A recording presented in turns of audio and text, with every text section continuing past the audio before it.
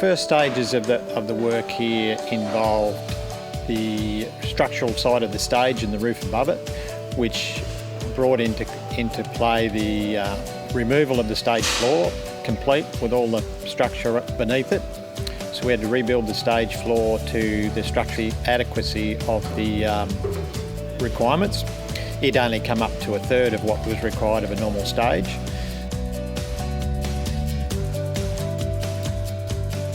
So further to that was the structural remediation of the roof trusses above the stage, because they were, with all the theatre equipment that's been added over the years to the hanging from the roof, the timber trusses were not strong enough to support all that equipment. So we've had to install steel trusses inside the roof, rebuild them inside the roof. So being able to get up to that, we've had to start from the floor, build a scaffold up, and then build this roof structure inside the roof with all the steel trusses up there to support all the equipment that's hanging from above the stage. So the other remediation works here in the theatre has been the plastering, rendering and dampness control in the walls themselves. So the old solid plaster was failing from dampness and salt ingress from the walls, so we've had to strip back the plaster to the bare brick, treat the walls for salt removal and then replaster it using heritage approved materials and render, which involves no cement, so it's all based on lime products for the preservation of the works that were done originally. We're now at the stage where we're starting to put some paint and colour back on the walls, so that's been a timely process, because removing render from walls always uncovers unforeseen elements that you find along the way that haven't been documented, and with the nature of the works here, we have to get approval from architects and then Heritage Victoria for remediation works that have been undocumented.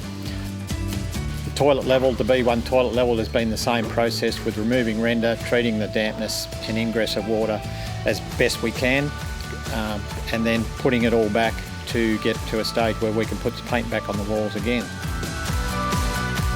A major part of the water ingress in the B1 toilets has been the glass light wells in the street.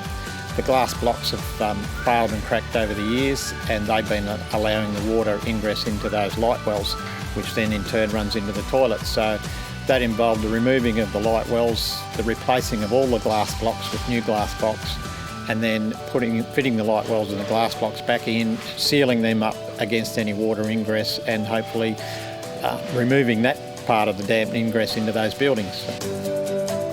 The challenging factor in the bulk of the work here is, because it's under heritage control and architect control, we're very limited in what processes and what we can do, and the outcome of all this work is that it looks no different to what it did 100 years ago. So, people walking in and saying, "What have you done?"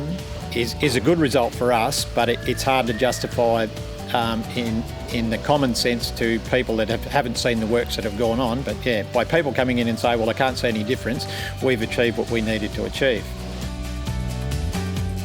Another part of the remediation works has been the roof works, which has entailed the replacement of copper gutters above the long room roof. So the gutters up there have all been copper originally, so they've had to be replaced with copper.